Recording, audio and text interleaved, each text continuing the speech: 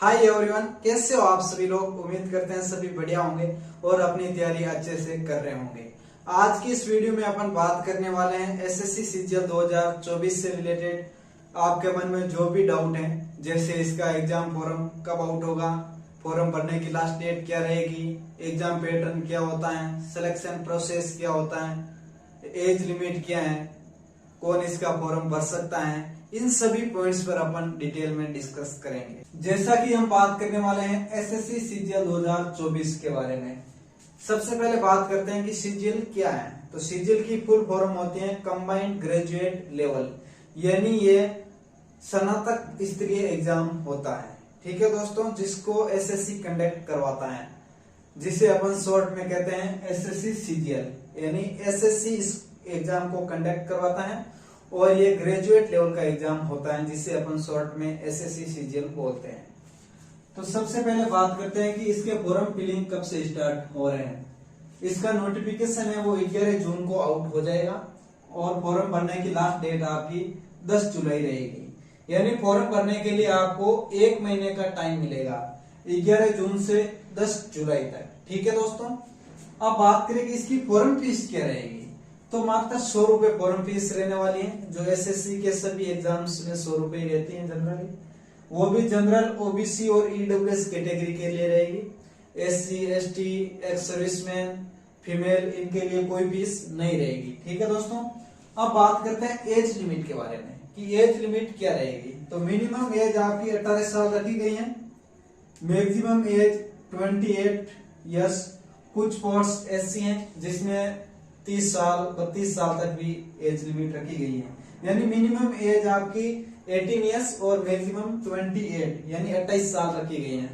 कुछ एक पोस्ट ऐसी हैं जिसमें 30 साल 32 साल की एज लिमिट रखे गए हैं। अब जैसा कि हम सभी को पता है, एससी एसटी को 5 साल की छूट मिल जाती है और ओबीसी को एज लिमिट में 3 साल की छूट मिल जाती है। अब बात करें कि एज लिमिट कब से काउंट होगी। मान लो सीजीएल 2024 का एग्जाम है, तो 1 जनवरी से एज हमारी काउंट होगी या 1 जुलाई से। तो ये बात आप कंफर्म कर लो कि आपकी एज है वो 1 जुलाई से काउंट होगी। यानी इस एग्जाम का फॉर्म भरने के लिए आप 1 जुलाई को 18 साल के हो जाने चाहिए, यानी आपकी मिनिमम एज 18 ईयर तो होनी चाहिए 1 जुलाई को। ठीक है, अब बात करें एजुकेशनल क्वालिफिकेशन के बारे में। तो आप ग्रेजुएट होने चाहिए। सिंपली अगर आप ग्रेजुएट हो, चाहे आप आर्ट्स से हो, साइंस से हो, कॉमर्स से हो, कोई फर्क नहीं पड़ता। आप अगर ग्रेजुएट हो तो इस फॉर्म को भर सकते हो। परसेंटेज आपका कोई मैटर नहीं करता। आपके पास चाहे 45% है, चाहे 80% है, चाहे 90% है, कोई मैटर नहीं करता। आप सिंपली ग्रेजुएट होने चाहिए। अब इसमें काफी सारे दोस्तों को यह डाउट रहता है कि हम अभी अपेयरिंग स्टूडेंट हैं, हमारा फाइनल ईयर का भी एग्जाम चल रहा है या एग्जाम तो हो गया लेकिन रिजल्ट नहीं आया है, तो हम इस फॉर्म को भर सकते हैं या नहीं। बिल्कुल आप फॉर्म को भर सकते हो, लेकिन उसके लिए एक शर्त है कि आपका रिजल्ट है वो 10 जुलाई 2024 से पहले आउट हो जाना चाहिए। यानी आपका जो लास्ट सेमेस्टर है उसका रिजल्ट 10 जुलाई से पहले आउट हो जाना चाहिए, तो आप इस फॉर्म को भर सकते हो। ठीक है दोस्तों, अब बात करें इसके सिलेक्शन प्रोसेस की। सब उसके पहले अपन बात कर लेते हैं एग्जाम डेट की। एग्जाम होगा आपका सितंबर या अक्टूबर में। जहां तक मेरा मानना है सितंबर मिड वीक या लास्ट वीक में आपका एग्जाम स्टार्ट हो जाएगा। आज से लगभग 6 महीनों का टाइम बचा है हमारे पास। अब बात करें सिलेक्शन प्रोसेस की, तो सिंपली आपका टीयर 1 होगा, उसके बाद टीयर 2 और टाइप इन, फिर आपका फाइनली सिलेक्शन हो जाता है। एग्जाम पैटर्न की बात करते हैं। सबसे पहले टीयर 1 की बात करते हैं।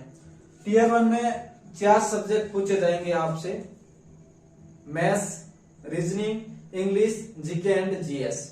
चारों सब्जेक्ट से 25-25 क्वेश्चन आएंगे। मैथ्स से 25, रीजनिंग से भी 25 क्वेश्चन, इंग्लिश से भी 25 क्वेश्चन, जीके जीएस से भी 25 क्वेश्चन। पर क्वेश्चन आपका 2 नंबर का रहेगा, यानी 50-50 नंबर के चारों सेक्शन से क्वेश्चन आएंगे।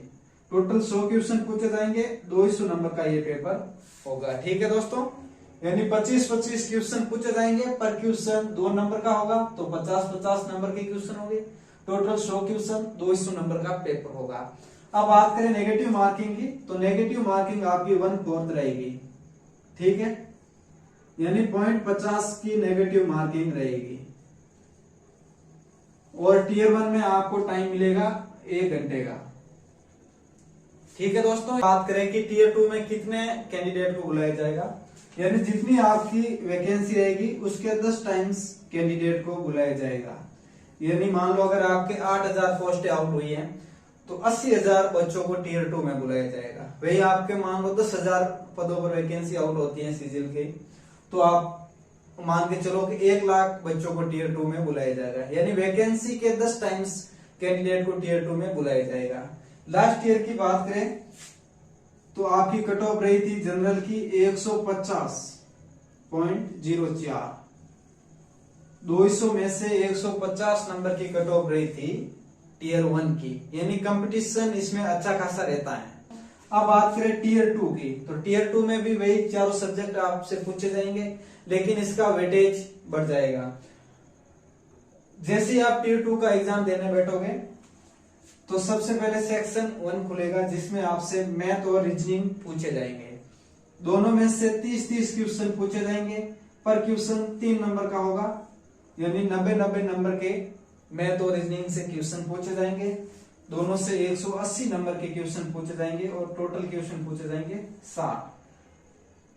जैसे ही आपका 1 घंटे का टाइम हो जाता है तो फिर आपका सेक्शन 2 खुल जाता है। ठीक है दोस्तों, उसमें आपसे इंग्लिश और जीके एंड जीएस पूछे जाएंगे। इंग्लिश में 45 क्वेश्चन आएंगे पर क्वेश्चन 3 नंबर का, और जीके में 25 क्वेश्चन आएंगे पर क्वेश्चन 3 नंबर। तो इनमें आपके 210 नंबर के पूछे जाएंगे और इसमें भी आपको 1 घंटे का टाइम मिलेगा। और इसके बाद आपसे कंप्यूटर के क्वेश्चन पूछे जाएंगे। ठीक है दोस्तों, कंप्यूटर में 20 क्वेश्चन पूछे जाएंगे आपसे, लेकिन कंप्यूटर के जो नंबर है वो फाइनल कट ऑफ में ऐड नहीं होंगे, ये क्वालिफाइंग इन नेचर है। तो आपका टीयर 2 है वो टोटल 390 नंबर का होगा। 180 की मैथ रीजनिंग होगी और 210 के इंग्लिश और जीके जीएस हो गए, यानी टोटल आपके 390 नंबर के टीयर 2 का एग्जाम हो गया। अब फाइनल कट ऑफ है वो आपकी 390 नंबर में से निकलेगी। टीयर 1 भी आपका क्वालिफाइंग इन नेचर है। टीयर 1 का नंबर है वो फाइनल कट ऑफ में ऐड नहीं होगा, ये बस आपको क्वालिफाई करना रहता है। फाइनल कट ऑफ है वो 390 नंबर में से आउट होगी, यानी 390 में से आप जितना अच्छा स्कोर करोगे उतना ही आपके लिए बेनिफिशियल होगा। इसमें आपकी रैंक डिसाइड होती है, रैंक से ही आपको पोस्ट मिलती है। अगर मान लो अगर आप इनकम टैक्स में इंस्पेक्टर बनना चाहते हो या एएसओ की पोस्ट लेना चाहते हो विदेश मंत्रालय में या सीएसएस में, अगर मान लो आप जीएसटी इंस्पेक्टर बनना चाहते हो, तो आपके रैंक से डिसाइड होता है। अगर आपकी अच्छी रैंक है तो आपको अच्छे लेवल की पोस्ट मिल जाती है, और उससे भी ज्यादा इंपॉर्टेंट है कि आपको आपके पास में मिल जाती है। अगर मान लो राजस्थान का है तो आपको राजस्थान में ही मिल जाती है अगर आपकी अच्छी रैंक हो तो। ठीक है दोस्तों, और एक बात हम भूल गए कि टाइपिंग कब होती है। तो टाइपिंग आपकी सेम डे होती है, जिस दिन आपका टीयर 2 का एग्जाम होता है उसी दिन आपकी टाइपिंग होती है। ठीक है दोस्तों, हमने सभी पॉइंट्स को ध्यान में रखते हुए डिटेल से डिस्कस किया है, लेकिन अभी भी आपको हल्का सा डाउट रह गए हैं तो आप कमेंट बॉक्स में कमेंट जरूर करें। और आपको हमारा वीडियो पसंद आए तो इसे लाइक करें और अपने दोस्तों के बीच शेयर करना बिल्कुल ना भूलें।